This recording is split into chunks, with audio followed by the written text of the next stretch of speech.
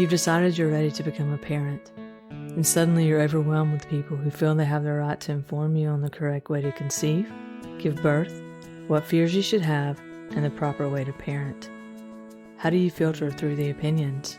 How do you know what's trustworthy information and what's a myth or just plain outdated? Welcome to the Birth Ease podcast.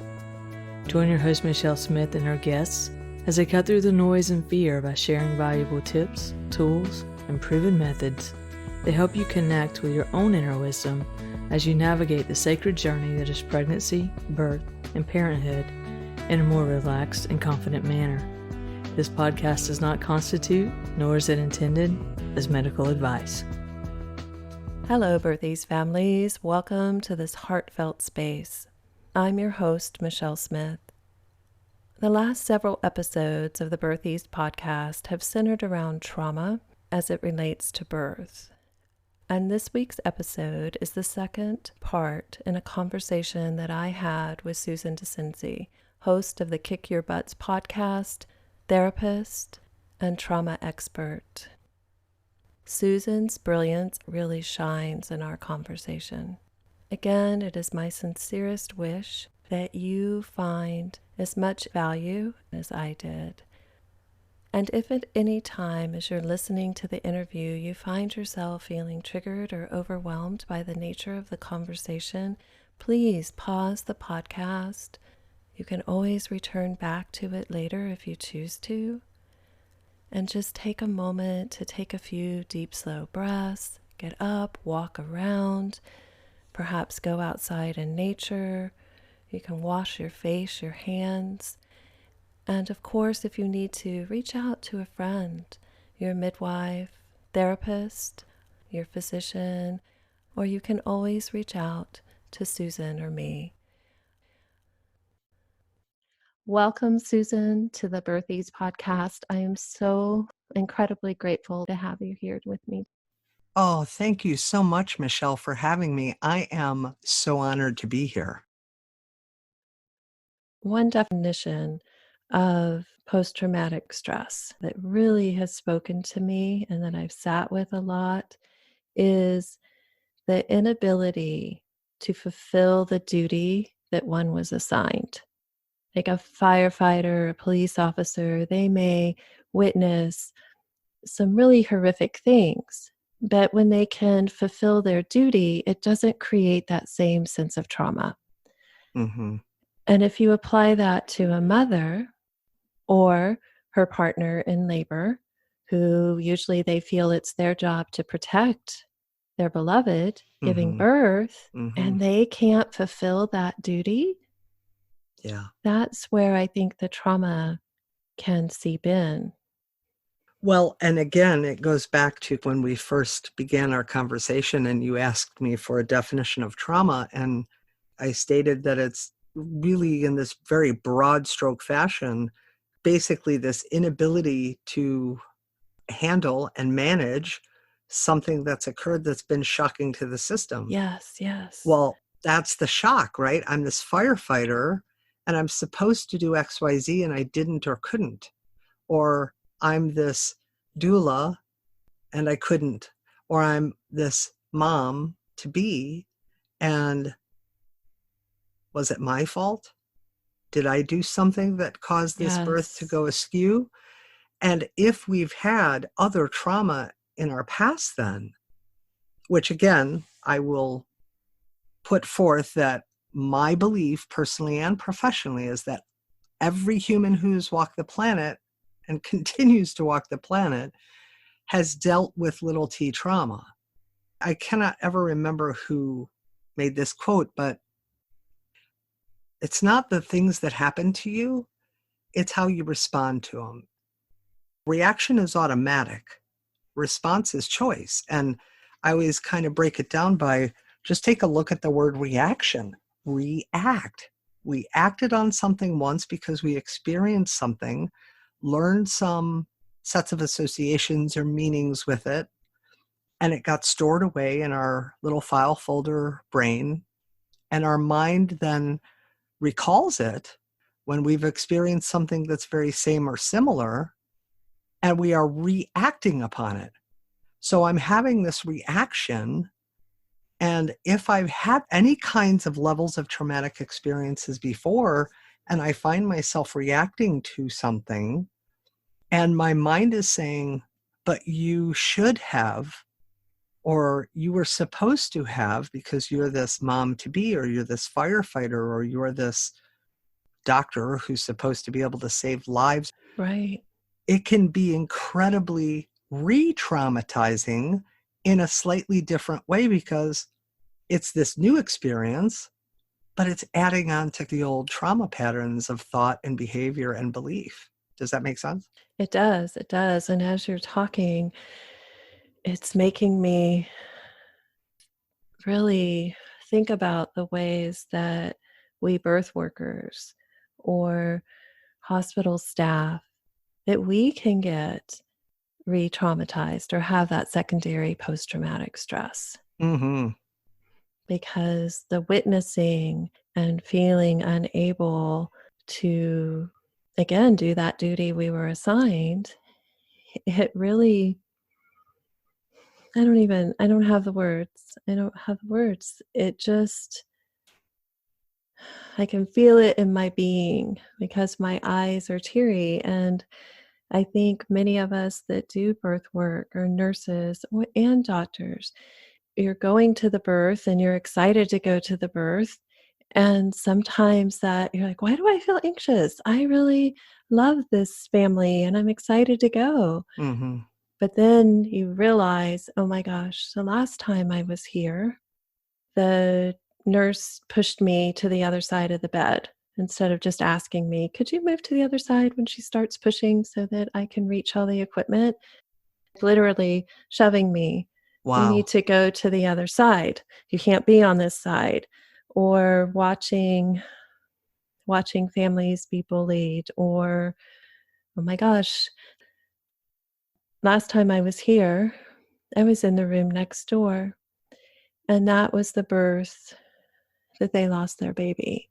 Mm. And I think it's really important for we birth workers, we providers, therapists, we need to do our own work as well and not carry, we all carry trauma, just like you said, but do our best to not carry our trauma to our work. Yeah. Well, and if we become aware of our trauma, right, of the hidden traumas or the big T traumas, and I say hidden traumas, I kind of refer to the little T traumas a lot as hidden. Right. We may or may not be aware of kind of their existence or what the experiences have been like. I moved a lot as a kid and was always the new kid. So I was always picked on or teased, or wow, I went through this bullying phase, or maybe I was the one who bullied others. Right. Whatever the situations may be, whether we're aware of it or not, if we're in a situation and we find ourselves becoming reactionary, and maybe then we see responses around us or reactions to our reactions that are surprised or shocked, or we just become aware that we have these internal dialogues that are happening of our sense of self or our sense of self-esteem or worth or value or confidence, or we're blaming Mm. ourselves or others. If we notice anything, in other words, that seems a bit of a pattern of reaction or a habitual kind of set of thoughts or feelings, then there's a high likelihood there is trauma at work from the subconscious level. And I would encourage people to not keep it in out of fear of how others may see them as strong or weak or good or bad, or any of those kinds of judgmental places that we sometimes allow us to kind of stop our voices or our decisions or our actions because now we're afraid of how others see us or what they'll say or what they'll do. I would encourage people to reach out. And you don't necessarily have to go find a therapist and get involved in formal therapy, but find a friend, find a family member, find someone that you inherently trust and know that they work to hold that space of love with you and for you, and that they're willing to listen, even if they don't understand completely, and at least begin the conversation so that it's not just the conversation you're having inside your head, because that's honestly, I think, where more of the post-traumatic stress symptomologies really can come from, is when we believe, like you said before, that we think we were supposed to fulfill a certain duty and we didn't, and then we stay silent. Mhm. This is so valuable. Thank you. I- Oh, you're so welcome. And that holds true for your moms. You know what? You are a human being that is worthy and valuable. And regardless of what you believe you've experienced in your life, whether you call it trauma, big T, little t, none of that matters. If you're feeling uncomfortable, if you're feeling scared, nervous, uptight, too exposed, and there's a part of your mind that is saying, I want to ask for that, or I want to comment on that, or I want to say that, or I want to have this conversation. I want to tell him, how dare you just come in here and do that? I need you to ask me. Please speak up for you. Because the truth is, and I'm not trying to be funny, but this is the truth. The last time I checked the mind reading board of the world, it was 0 versus 7.5 billion for people who could read someone's mind. Right. Not everyone is adept at reading someone's body language. Mm-hmm. And it would be good if we had more training in it, as medical staff. And I think that's coming around. But not everyone has that capability. And you're so right. It's speaking up for our needs. And so often, I think, especially as women, we put everybody's needs before our own. Mm-hmm. Yeah. Yeah, we sure do. And then we're afraid to use our voice when we have a need that we really feel we must fulfill or honor. Or then we get into a dialogue that says, oh no, it's okay. I don't want to, I don't want to be demanding, or I don't want to appear this way or that way. And the truth is, there's another layer of those inner gremlins and some of the hidden trauma pieces that are actually what's in play there with making us afraid to speak up Right. or afraid of what other people will think. Those are all parts of the experiences we've had where we've had this past conditioning and believed that we're not entitled. And my philosophy, personally and professionally, and having been someone who experienced trauma in the big T, of course, and the little t ways, is that, are you a human being who has a heart beating inside your chest? If that's true, then you're entitled. You're entitled to use your voice and to speak your truth, even if you're afraid of how others may react or respond, or what they might say or do, or how they might think. Because no one else's heart beats inside your chest but yours, and no one else will ever breathe oxygen into your lungs but you. Unless, of course, you're on, mechanical life support measures, but you know what I mean. Right. And I think that's the hardest thing for most of us, especially as women. And then, gosh, you put us in these positions where we're moms to be and we're getting ready to give birth and we're in this vulnerable, naked, open, raw kind of state. And sometimes we just don't know how to speak up. Or don't even realize we can. Yeah. I think that's part of it. And the conditioning to be a good patient or a good girl Yeah. and not make waves. But I'm finding too, so often women, they don't even realize that they have the right to say, no, no, thank you. Or please explain the pros and cons to that. And my partner and I, Like if it's an office visit, we'd like to go home and discuss this before we make a decision. Mm-hmm. As long as our baby is safe and I'm safe, we'd like to have time to consider the pros and cons.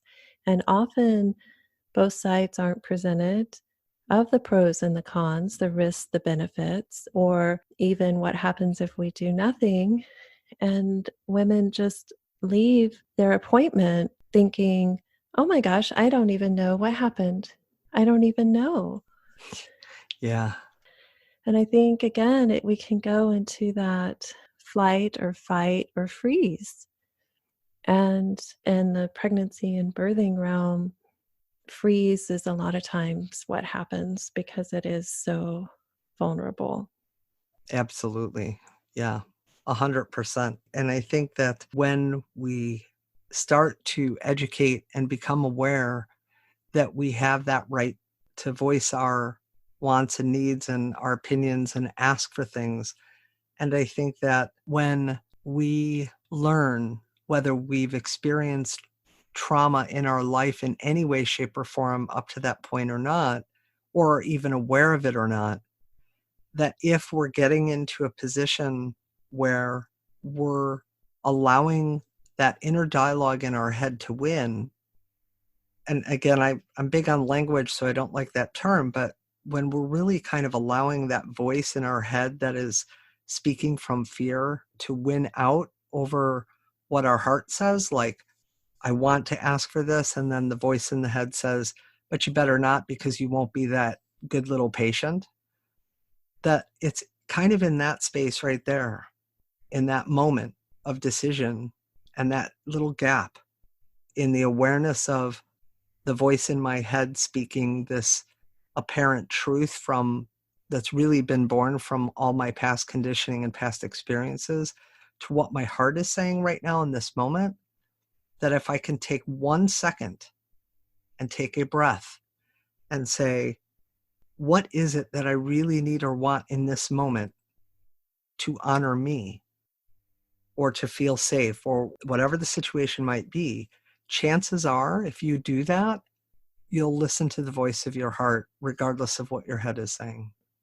Right, right. That's so valuable. Thank you. Because sometimes there's just stories in our head Yep, that we're telling ourselves. And what if?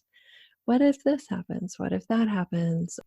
absolutely. And it's so easy, Michelle, to just say, I hear this all the time, just rewrite the chapter of your life. You're the one that's reading the story. Just reread a different story or rewrite it. And that is beautiful. And that is the ultimate goal. Except that if no one gives us pen and paper, if we want to use the analogy of actually writing, Right. if no one gives us pen and paper and any of the know-how to know even how to write, I've never written before, I've never used a pen before, and then you thrust this in my hands and you say, now go write a new chapter, how the heck am I going to know how to do that?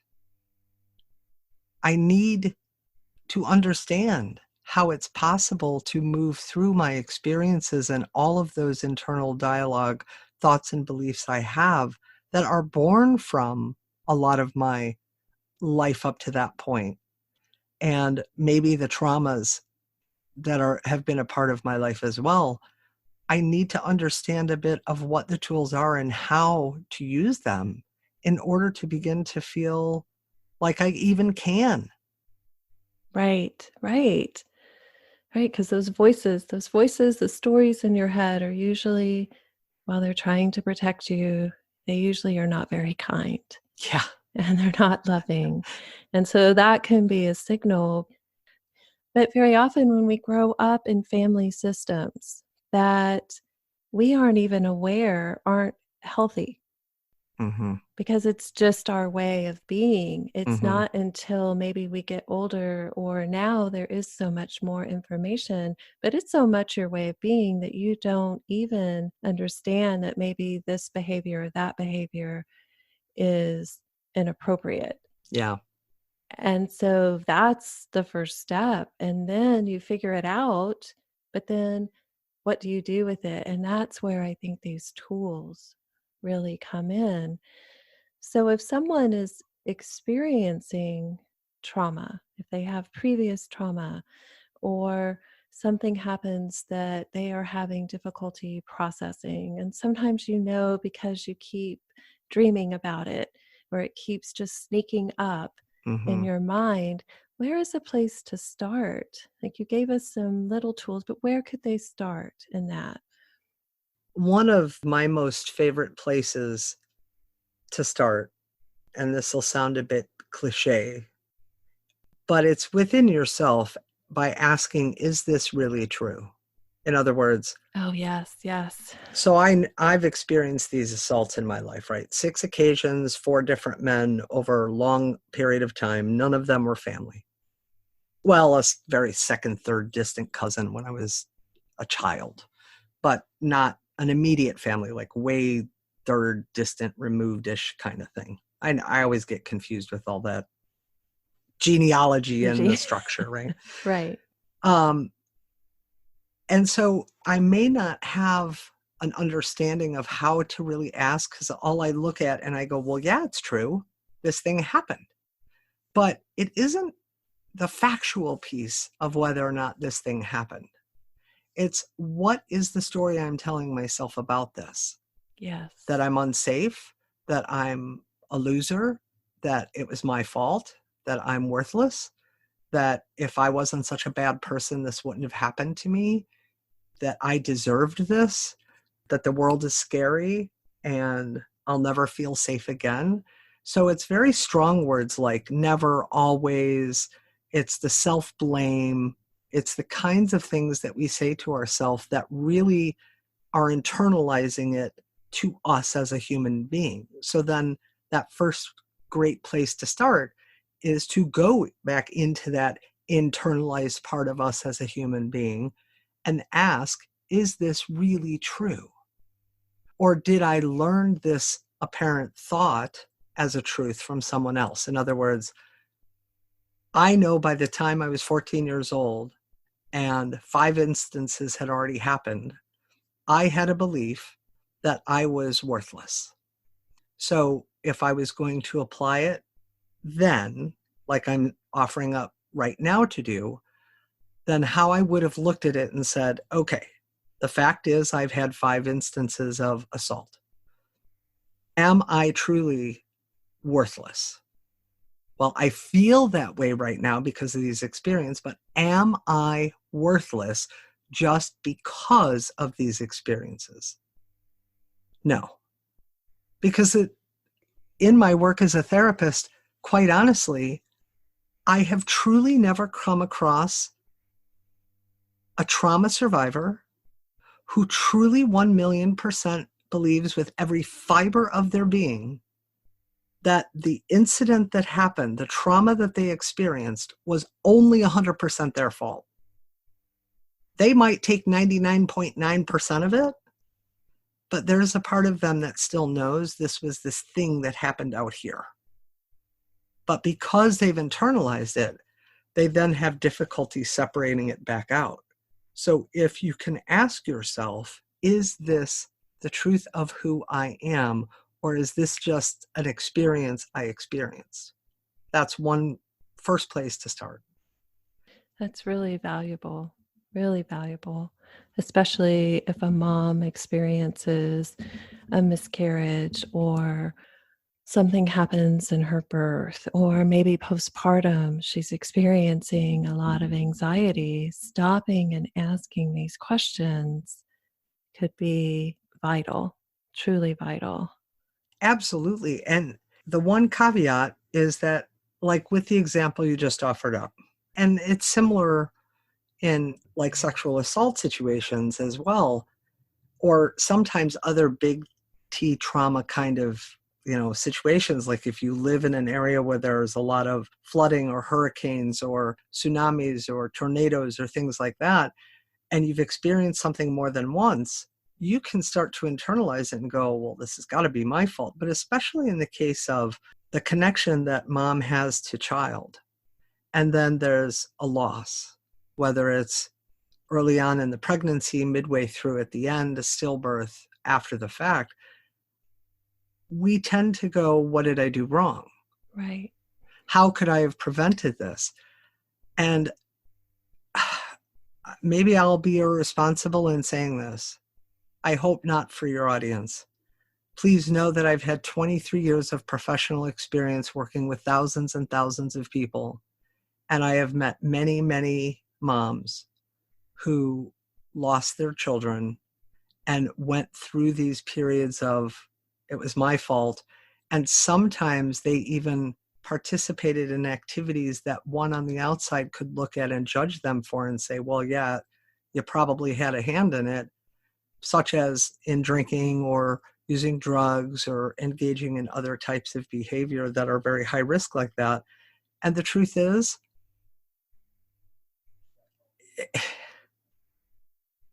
I can't speak to the absolute. No one knows if that mom didn't engage in those behaviors, if she would have lost her child. But how many mothers, unfortunately, suffer through that kind of trauma and did everything, quote unquote, right? Right. So is that a situation between you and your God? And I don't know. Nobody can speak to that, right? So I would just invite people then that if you're struggling to even ask that first question and you keep coming back to some self-blame, then another question I would offer up is really to ask, do I need to blame myself for this in order to heal? Mm. And sometimes, the truth be told, Michelle, that answer might be yes. But what that really means is that there are other traumas or layers in place that are causing that person to feel that that's the case. Right. And that's okay, as long as if you become aware of it, seek out some help. Whether it's through a licensed professional, through a coach, through a friend, a caregiver, a partner, doesn't matter. Just start sharing what your thoughts and feelings are, because I guarantee you're not alone. And there are countless millions out there who've experienced very similar experiences who can help you begin to really heal. So I would like to ask you, if someone has a history of trauma and they feel themselves becoming triggered, what would you suggest they do? Well, one of the big things that I think is super important in understanding first about triggers is that triggers can happen in a whole host of ways. You have emotional triggers, you have spiritual triggers, you have physiological triggers, you have mental triggers. And what I mean by that, really briefly, physiologically, you can feel a tightness in your body or a rapid heartbeat, and it may not be the birth or the birthing process. It's just something else, and we might call it anxiety or something like that, but it's just the feeling states of the physical sensations you feel in the body that are all of a sudden there. Then you might have these spiritual triggers, some of these conflicting thoughts of what you're physically feeling and some of the thoughts that are happening, and I'll explain the emotional and psychological trigger piece in a minute. But the spiritual can be like, God, why is this happening? Or if you don't have kind of a spiritual belief system, it can be not just the what's wrong with me kind of thoughts, which are part of the psychological and the mental, right? But can be more inherent to a deeper conflict that's happening spiritually within you that is creating a fight, okay, against your values per se, and the thoughts that you're having. And then we get into the mental or the psychological triggers where we're actually having whole kinds of sets of dialogues in our head, different words that we're using or saying, different dialogue pieces, like what I experienced when I was giving birth to my son, where this is beautiful and I love it. And then that other little part of me that's like, you're exposed, you're vulnerable, you're powerless, you're out of control. And some of that fear was creeping up. And so now it's creating that spiritual trigger because the fear is coming up, but my value of this beautiful, amazing birth is in play and it's conflicting. Mm. So first you have to be aware of what your triggers are and how you're triggered. So pay attention to the different feelings, and emotions are not the same. Feelings are physical sensations in the physical body only. Tightness in the chest, red cheeks, shakiness, things like that, butterflies in the tummy.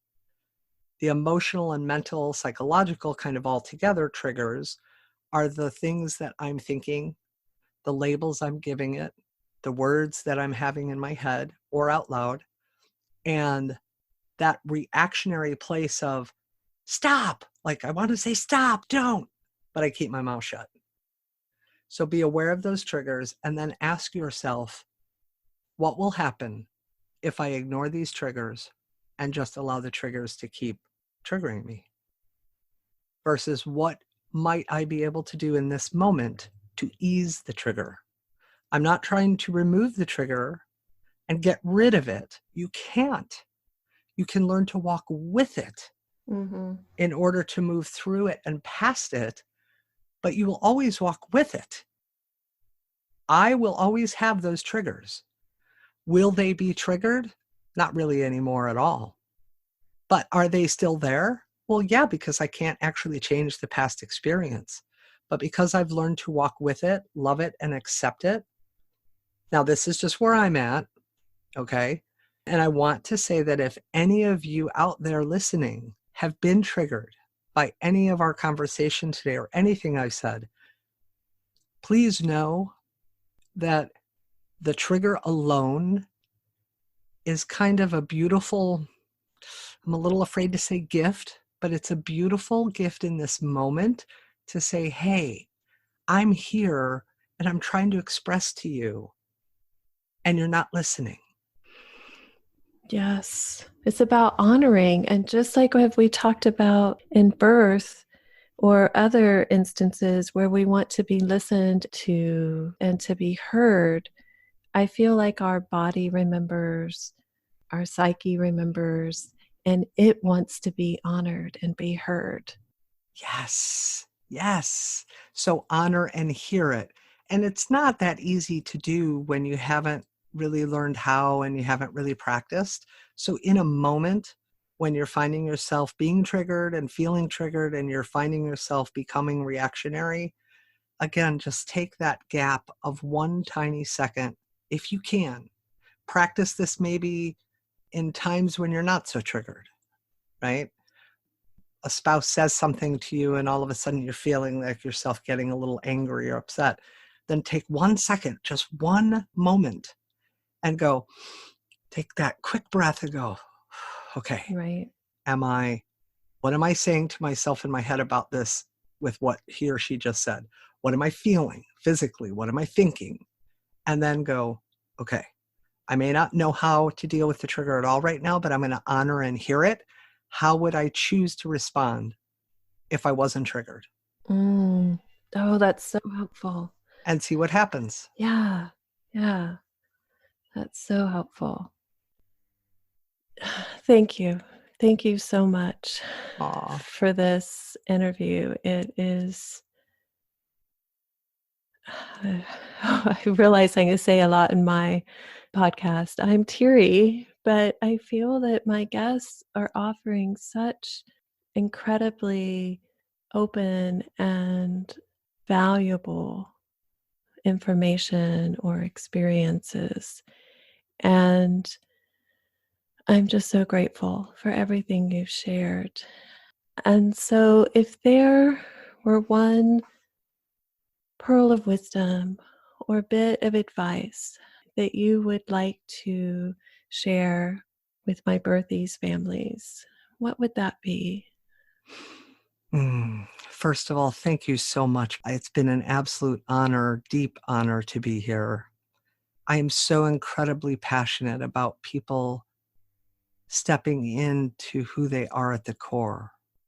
This infinite love, this power, this beauty that often gets clouded, as I refer to it, this shining diamond that gets clouded by life. We forget to shine sometimes, and aren't able to see the clarity of that. And so a final piece of advice is you are more than you know, and your experiences truly don't define you. And you have two choices if you experience trauma on any level to any degree.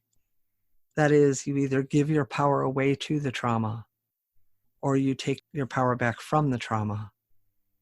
And if it requires you, in order to shine your diamond brightly, that you garner a lot of people holding spotlights and flashlights for you to be able to kind of shine through the mucky, murky waters of the diamond, the dirt and the gunk, as an analogy, you know, reach out.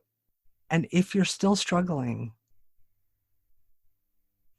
hold on to the thread that you are not your experiences and that you have so much more to offer the world just by being you. Thank you. That is beautiful. Thank you. Oh, you're welcome. As you were talking, I think that is what I'm feeling, just that ability you have to hold space for people and return them to who they really are. Yeah. Thank you. Oh, you're welcome. You're welcome. So if somebody wanted to get in touch with you or learn more about your podcast, how could they do that? You know, I would invite anybody to just go to susandascenzi.com and let's chat. I would be honored. You know, this is my life's work and my passion. And I would love to offer your audience just some free time with me, just to work through if there is a trauma that's come up, if there are thoughts that come up, if there are feelings that have come up, regardless of when or why, and they're just kind of struggling and they're not really sure who to turn to or what's the next best step. If you feel that I can help you as a next best step, it's not any kind of a sales conversation or anything. Like, I'm not trying to get you as a client. I really just am passionate about people knowing who they are and seeing themselves the way I see them. And so if people would be interested and like to reach out because they just want a little holding of their hand and they feel I would be someone that could hold their hand for a bit, please reach out, and I'm more than willing to set up a time for us to just chat for a little bit and see how I can help you. Thank you so much. That's so generous. It's so generous. You're very welcome. I'm honored. Thank you, families, for listening. And if you feel that this brought something up for you, you can reach out to Susan, you can reach out to me, reach out to your midwife, your doctor, a friend, just as Susan said, and know that you have an inner wisdom within you that can guide you, and that voice is the one that speaks to you with compassion. For more great conversations like these, or to find out more information and access Michelle's library of amazing guests, go to birtheaseservices.com/podcast. For more information on the Birth Ease method, Michelle's classes, meditations, and other services, go to birtheaseservices.com.